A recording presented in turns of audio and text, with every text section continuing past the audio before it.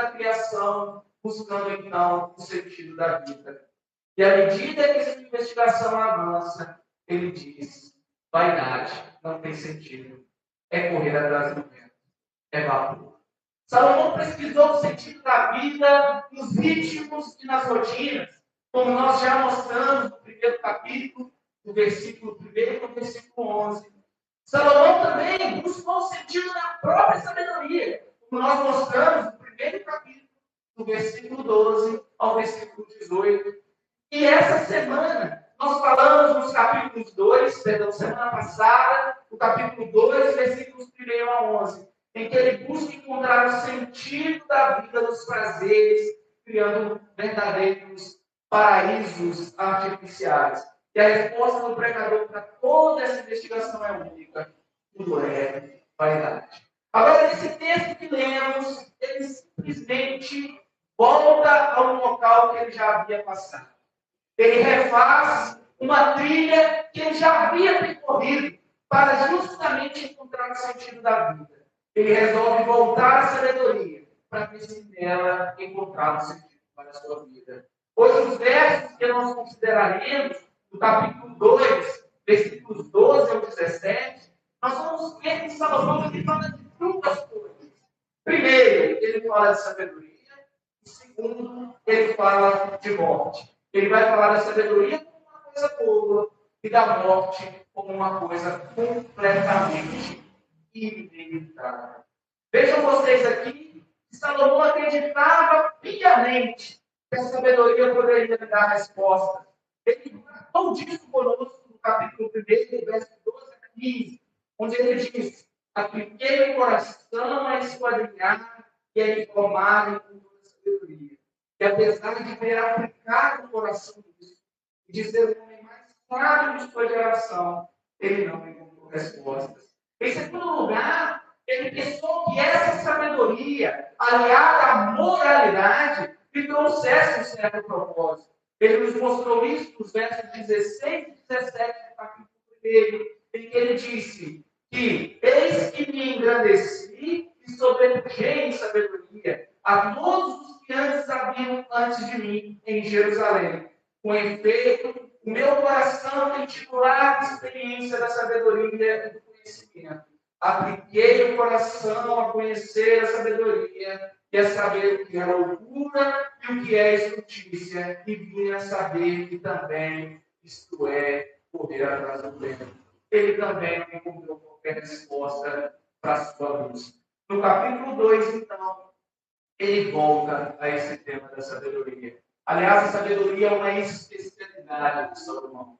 Então, ele não ficou satisfeito com sua pesquisa no capítulo 1. Então, ele passa a voltar agora novamente ao tema da sabedoria. Vejamos aí no versículo 12 da palavra de Deus, que diz assim: então passei a considerar ou a contemplar a sabedoria que é a loucura, que é a estultícia, pois que para o homem que seguir ao rei, o mesmo que os outros já fizeram. Ou seja, agora ele passou a considerar a sabedoria sob uma outra ótica, uma outra visão, uma outra perspectiva. E ele vai se frustrar de novo, porque vai entender uma coisa: o sábio e o tolo têm o mesmo destino final. Ambos morrem. É uma frustração para ele, porque a sabedoria, por mais alta, por mais elevada, ela não consegue contornar a morte. O mais sábio morre, mas o mais tolo também morre. O mais rico morre, mas o mais pobre também morre. O mais idoso morre. O mais jovem também morre. O mais perito da ciência morre. O mais indulto também morre. O mais piedoso morre. E o mais depravado também morre. O que ele está querendo dizer nesse verso 12 é o seguinte: eu reconheci uma busca meticulosa, então passei a considerar. Essa ideia aqui, no hebraico, é muito mais do que demonstrar as ações de Salomão. Ele voltou ali todo o seu ser, ele se considerou no sentido completo. propósito para entender qual é o proveito da sabedoria, da loucura ou da estultícia diante da morte. Ele volta a sua atenção, ele volta a sua mente. É interessante que essa expressão passei a considerar, ela tem um sentido dentro do hebraísmo de virar o rosto. Ele vira o rosto para comparar. Ou seja, é uma coisa agora exclusiva dele. Não, eu quero me especializar nisso aqui. O pregador, Salomão, ele estabelece uma comparação entre contrastes, entre esses dois pontos distintos. De um lado, a sabedoria, a loucura e a estultícia, do outro lado, a insensatez. De um lado, a sabedoria, que deve ser compreendida como se referindo a um conhecimento prático, a uma habilidade, a uma inteligência, a um discernimento, a uma inteligência geral. A sabedoria de como viver debaixo do sol, de como viver nesse mundo, de como saber se relacionar e fazer as escolhas mais sábias. Do outro, nós temos a loucura, a estultícia, a insensatez. E o termo original aqui dá uma ideia de insanidade e ressalta um aspecto irracional, sem sentido, de muitas das nossas ações. Salomão está dizendo, queridos, que vale mais a pena viver como alguém que é sábio, que é prudente nas suas escolhas, do que como alguém que é totalmente louco, completamente insano, e que faz as coisas sem pensar no amanhã, que toma as decisões de forma precipitada. E ele faz uma pergunta: o que fará o homem que seguir o rei? O mesmo o que fizer que os outros já passaram. O que pode fazer o sucessor do rei a não ser repetir aquilo que já foi feito? Isso parece clarear para nós um pouco mais o que Salomão está querendo dizer. O pregador, mais uma vez, ele se volta para a verdade das limitações das experiências mundanas. Parece que ele olha para as suas próprias experiências e diz: olha, aquilo que eu já vivi, mesmo que venham muitos outros sucessores, não poderão fazer nada além do que eu já fiz. Apenas repetir o que eu já vivi. Tudo aquilo que eu conheci. Depois que eu perder o trono, depois que eu não for mais rei, meus sucessores vão seguir esse mesmo caminho, a mesma trilha. Quer dizer, ninguém vai descobrir nada diferente do que eu descobri. E é o seguinte, é que morre o sábio e morre o tolo. A morte, ela é um sinal de igualdade na equação da vida. Seja no sábio, seja no tolo. Mas ainda assim, ele bota para a gente um fio de esperança na sabedoria. Vejamos comigo o verso 13, em que ele diz assim: então, que a sabedoria é mais excelente do que a estultícia, quanto a luz é mais excelente do que as trevas. O pregador estabelece aqui dois contrastes completamente antagônicos. É um paralelismo que ele trabalha aqui. Ele pesquisa os contrastes e chega a uma conclusão interessante. Ele diz: a sabedoria é proveitosa, mesmo sendo cansativa, dolorosa, sem o proveito que esperamos, ainda assim ela é mais vantajosa do que a loucura. Assim como quando nós perdemos algum objeto e a gente refaz aquele caminho de busca, Salomão novamente ele volta ao caminho da sabedoria e ele começa a perceber os seus proveitos. A vantagem da sabedoria sobre a insensatez, a vantagem da sabedoria sobre a loucura. Ele diz: a sabedoria é mais proveitosa do que a loucura, do que a insensatez, quanto a luz é mais poderosa do que as trevas. A diferença é grande e a diferença ela é óbvia. Claramente, a luz ela é melhor do que as trevas. Basta quando nós acordamos de madrugada, e com medo de acordar, quem tem filho pequeno, né, pastor Tiago, sabe o que é isso? De acordar de madrugada para buscar um pouco de água na cozinha. A gente vai, deixa tudo escuro, para não acordar a esposa, para não acordar o filho, e de repente, a gente vai lá, o dedo mindinho bate onde? Na quina da porta, na quina da cama, Parece que o dedo mindinho foi feito só para isso. Para bater na quina das cadeiras. A gente sabe como dói andar na escuridão. A gente sabe que andar na escuridão não é bom. Que andar sem luz não é bom. Andar nas trevas é procurar a situação. Andar nas trevas é se machucar. É claro, a luz é sempre melhor do que as trevas. Dessa forma, então, andam nas trevas, batendo nas coisas, tropeçando, caindo em armadilhas. Aqueles que seguem seus próprios desígnios, suas próprias vontades, raciocínios, seus valores completamente distorcidos, eles caminham na escuridão. Porém, o sábio, esse não. Esse não era na luz. Aquele que segue a sabedoria, ele enxerga o caminho, ele enxerga as armadilhas, porque ele é uma pessoa prudente. Enquanto o tolo, ele se perde em seus desejos, em seus pecados e na escuridão. O sábio e prudente, ele anda na luz e ele evita as armadilhas do pecado. E ele não tropeça. E esse aqui é um ponto importante para a gente. Na sabedoria bíblica, queridos, a insensatez e a tolice nunca é uma questão apenas intelectual. A insensatez e a tolice, ela também envolve um aspecto moral. A Bíblia sempre nos mostra isso. Ela sempre está ligada aos pecados do coração. A tolice e a insensatez, seja em Eclesiastes, em Provérbios, ela está ligada a aquele ou aquela que não consegue controlar o seu próprio coração, os seus próprios desejos. É assim, por exemplo, que é chamado aquele jovem, tá? No livro de Provérbios, que se envolve com a mulher adulta. Ele é um tolo.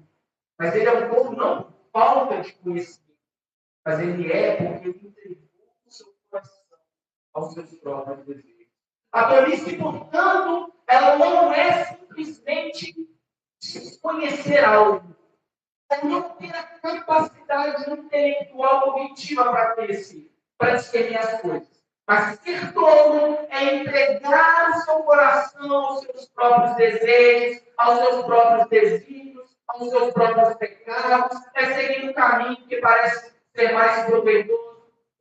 Na verdade, ele é muito mais enganoso. A tolice está associada com o pecado do nosso coração, enquanto que a sabedoria ela está associada a seguir os mandamentos de Deus. Essa é a grande diferença. O mandamento de Deus dá luz ao caminho do sábio, enquanto que o pecado do tolo escurece o seu caminho. As trevas, elas são uma metáfora para seguir espiritual. O tolo é como um homem sério que tropeça e cai. Tanto que no verso 14 agora, o pregador ele vai complementar a sua posição. E ele diz o seguinte: os olhos do sábio estão na sua cabeça, mas o louco anda em trevas. Então também eu entendi que o mesmo lhe sucede a nós. Essa primeira parte, os olhos do homem sábio estão sobre a sua cabeça, mas o louco anda em trevas, é um provérbio contemporâneo de Salomão. Aponta para a ideia de que o sábio tem olhos que enxerga melhor, que enxerga além, mas o tolo, ele tateia pelas trevas. E a conclusão lógica de Salomão é que o sábio enxerga com mais clareza as coisas do que o tolo. E ele conclui nesse verso que a sabedoria, embora não lhe traga todas as respostas, e não é a pretensão da sabedoria humana fazer isso, ela não resolve todos os problemas, ela ainda assim ela é melhor do que a insensatez. Salomão, então, compreende, depois de uma longa investigação, ele nos ensina que a vida ela é uma trilha pantanosa de incertezas e de imprevistos. E nada, então, pode nos trazer um propósito para ela.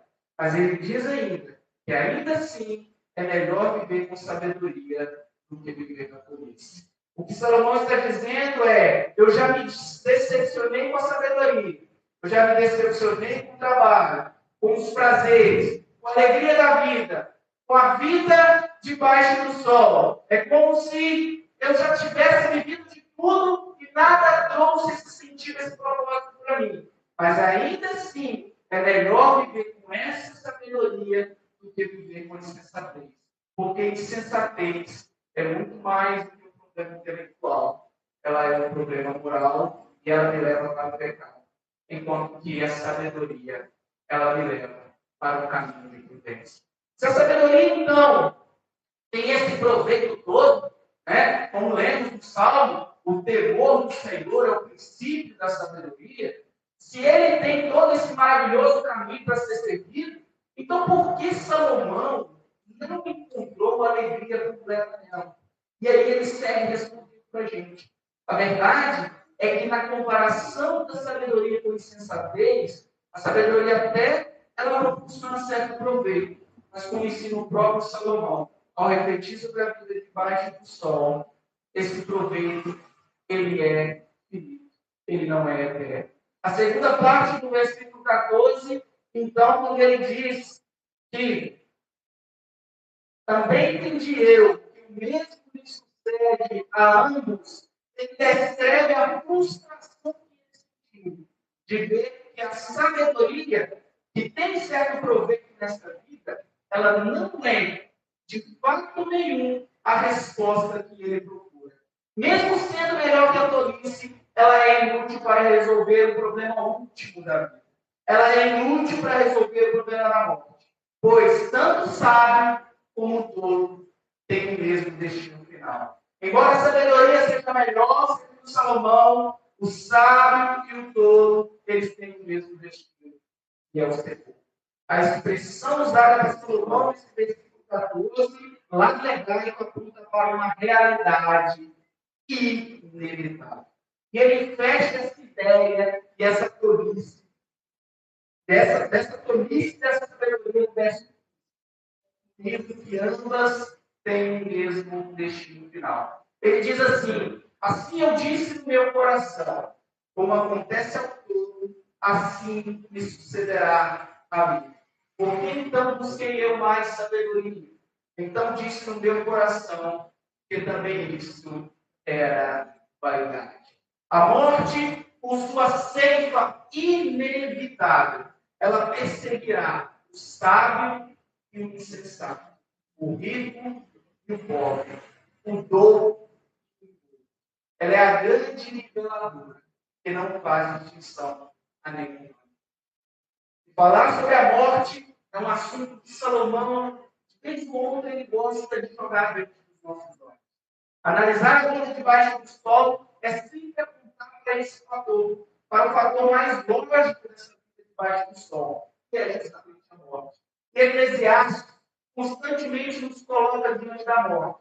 Falar dessa palavra, de certa forma, causa calafrios, porque a morte não é bonita, e ela não é doce, e ela não é alegre. A morte ela é horrível, porque ela nivela todos por baixo. A morte alcança tanto o cachorro como alcança o ser humano. Falar de morte nos assusta. E falar de morte no nosso tempo nos assusta ainda mais, porque hoje o tempo está cada vez mais rápido. Se o destino final, então, que é a morte para todos os homens chega, a pergunta que fazemos é: qual o proveito, então, da sabedoria? Qual é a sua vantagem? Qual a segurança eterna que a sabedoria humana pode nos dar? Como saber viver nesse mundo sem ter medo da morte? O que adianta ter e oferecer algo de melhor se o que você não começa a uma espécie de corrida da vida, sem saber os atalhos, sem saber evitar as pedras, as armadilhas da vida, não me fazem chegar primeiro na minha chegada? Qual sentido? Qual a vantagem da sabedoria? Se eu desvio das pedras, se eu desvio das armadilhas, se eu ultrapasso os obstáculos, se eu pego os atalhos da vida com essa sabedoria, mas eu chego no mesmo lugar que chega o ímpio, eu chego no mesmo lugar que chega o tolo. Então, qual que é a vantagem? O sábio pregador conclui o seu esforço pela sabedoria, ele foi mais uma vez em vão. Ele diz também que isso era vaidade, é correr atrás do vento. Se o destino de todos é a morte, quem sabe então se eu deixar uma marca minha para você. Eu vou deixar, então, um legado meu para que o meu nome seja lembrado. Alguém diz que uma pessoa ela morre duas vezes. A primeira é a morte física. E a segunda é quando o seu nome é expresso pela última vez. Quando ela deixa de ser lembrada. Então, a solução é que meu nome seja eternamente lembrado, não é mesmo? Mas será que isso é possível? Vejamos então o verso 16 que ele diz. Porque nunca haverá mais lembrança do sábio do que do tolo. Por conta de tudo nos dias futuros, total esquecimento haverá. Como morre o sábio, assim também morre o tolo. Salomão está mostrando para a gente que o destino de uma pessoa não é diferente do que ela deixa ou não deixa algo para a posteridade, para a eternidade. Não há legado eterno, nem para o sábio, muito menos para o tolo. Ambos serão esquecidos. O sábio é esquecido com sua sabedoria, o tolo é esquecido com sua sabedoria. Todos nós morreremos duas vezes. Uma fisicamente e outra quando nosso nome for citado pela última vez. E não adianta tentarmos fazer com que nosso nome viva eternamente. Um dia, pela última vez, alguém vai dizer o nosso nome, que nós seremos esquecidos, que somente o Senhor poderá se lembrar de nós. Passado algum tempo, tudo cai no esquecimento. Eu pergunto aqui, quantas décadas serão necessárias para alguém esquecer de nós? Quantos anos serão necessários para que o mundo se esqueça que nós um dia passamos por aqui? Quantos séculos serão necessários para que nossos irmãos, nossos parentes, a nossa descendência se esqueçam que um dia houve um bisavô, um tataravô, chamado Henrique, chamado Tiago, chamado Otávio, chamado qualquer um? Quanto tempo vai demorar? Ah, mas não é bem assim. Aristóteles, por exemplo, um deles nas academias, de fato é mesmo. Qual é a vantagem de citarmos Aristóteles se ele não está aqui também para falar dele? Qual é a vantagem? O passado rapidamente é esquecido dele. O homem tem memória curta. A verdade é que, sejamos sábios ou sejamos tolos, o nosso legado não dura para sempre. Charles Rick, famoso político britânico do século XIX, ele disse certamente que toda nova geração se levanta para uma nova corrida de adversários em busca de reconhecimento. E quando a nova corrida começa, a corrida antiga é completamente esquecida. No ápice dessa comparação da vida entre sabedoria, loucura, entre prudência e insensatez, o pregador chega então a uma dura conclusão. Morre o sábio e da mesma sorte morre o estúpido, morre o tolo. Essa é a grande frustração do sábio. O que vale a sabedoria é a morte do esquecimento. Qual é o lucro duradouro dos estudos, da pesquisa infladonha de Salomão? Da sua busca, da sabedoria que Deus deu para ele, se ele seria esquecido e morreria também. Definitivamente, a busca pela sabedoria não pode trazer sentido que Salomão procura para viver. Por mais que ela ainda seja melhor do que a tolice. A sabedoria, ela não é eterna e não traz eternidade. Nada decepciona mais Salomão do que chegar a essa conclusão. Ser esquecido como um tolo também será esquecido. Alguém que não se preocupou com nada, alguém que viveu dentro da sua própria estultícia, vai morrer como Salomão. Ambos estarão lado a lado no pó. Devemos atentar que Salomão se refere a uma vida debaixo do sol. Isto é, em uma perspectiva horizontal. Em uma perspectiva exclusivamente humana.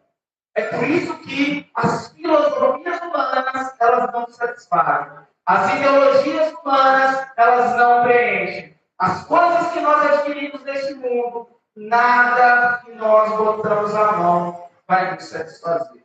E assim ele fecha a sua conclusão no verso 17. Por isso, odiei esta vida. E esse odiei aqui é muito forte. Porque a obra que se faz debaixo do sol e era penosa. Sim, tudo é vaidade e ambição de espírito. Nesse verso, Salomão ele deposita toda a sua tristeza, todo o seu aborrecimento, toda a sua decepção. Pelo que me aborreci, uma tradução mais fiel, então, pelo que eu odiei essa vida. Ele aplicou seu coração para conhecer, ele aplicou seu coração para encontrar sabedoria, como um homem que depositou todas as suas riquezas num fundo de investimento e esse fundo desmoronou sobre as suas cabeças, para encontrar algum propósito.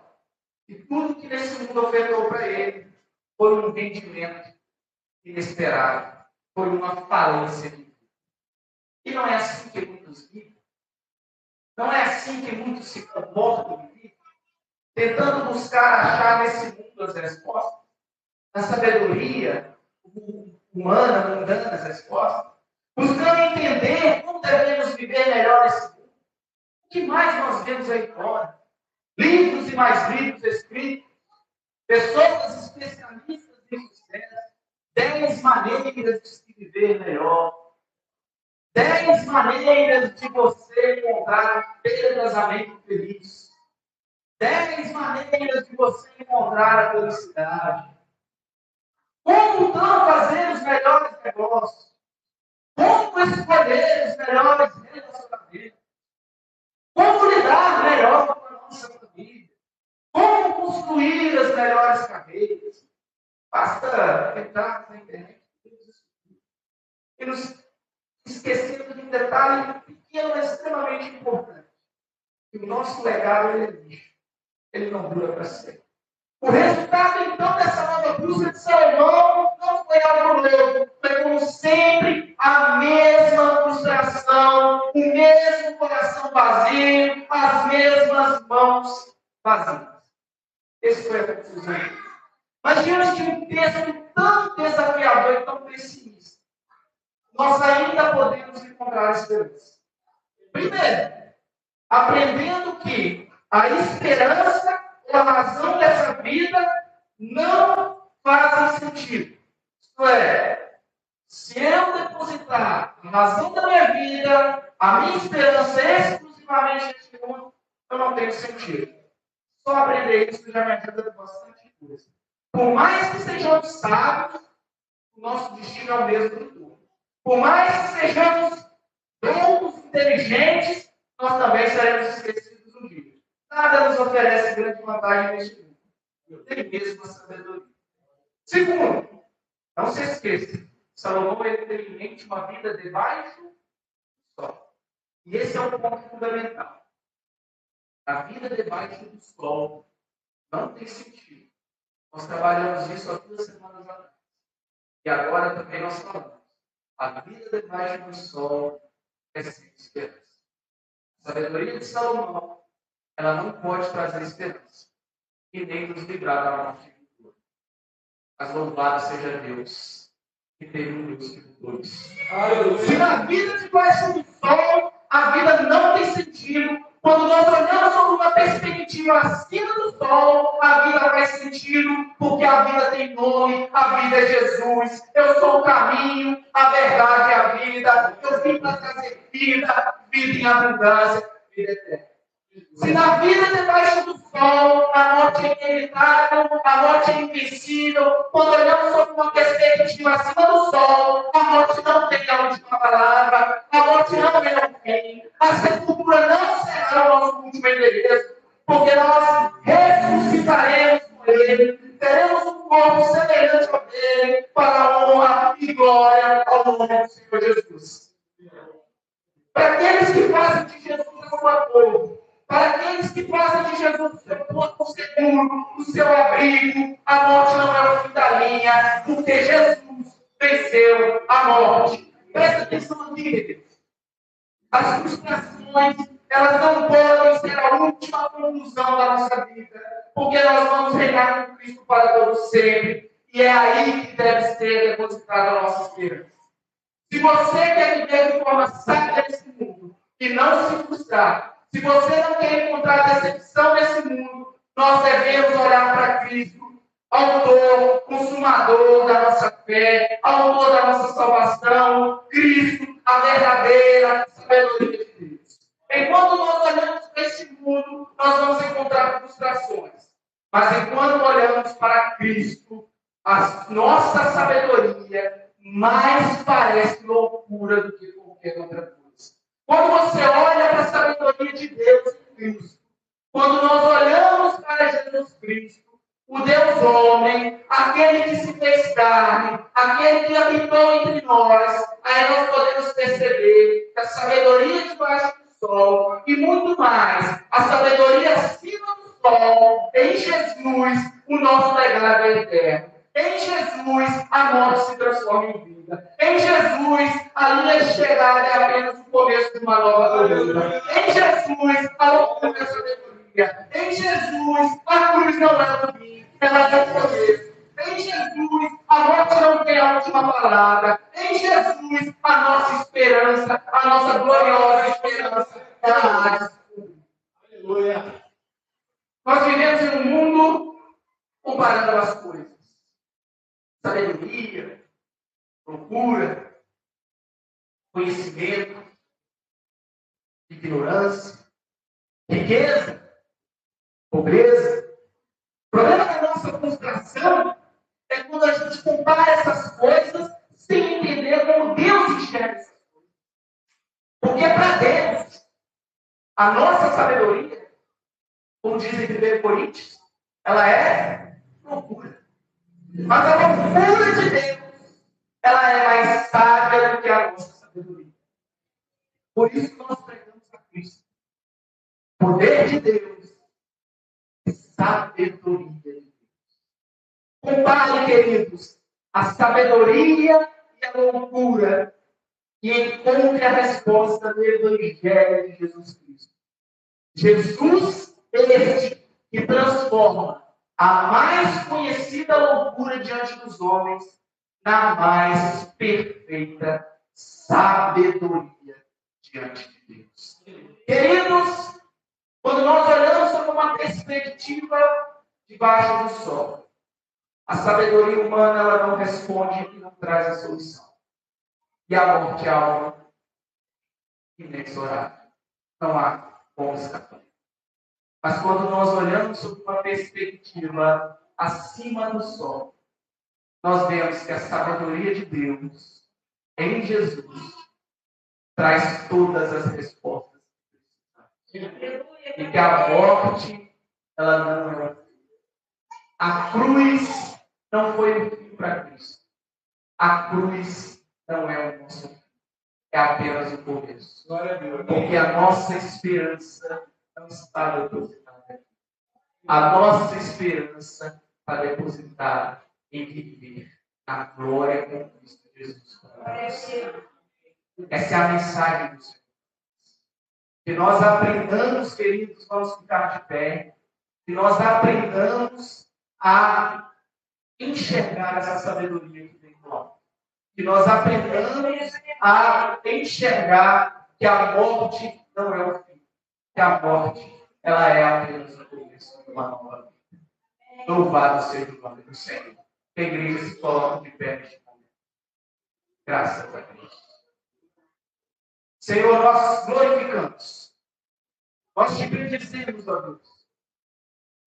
Porque como teu filho Salomão, que procurou respostas, procurou soluções e não encontrou. Porque ele olhou, Senhor, sob uma perspectiva de baixo do sol. Mas louvado seja o Senhor, que a sua revelação ela foi progressiva até Jesus. E quando Jesus se revelou a nós, Senhor, nós podemos enxergar uma sabedoria acima do sol. Nós podemos enxergar uma vida acima do sol. Em Jesus que venceu a morte. E em Jesus somos reconciliados com Deus.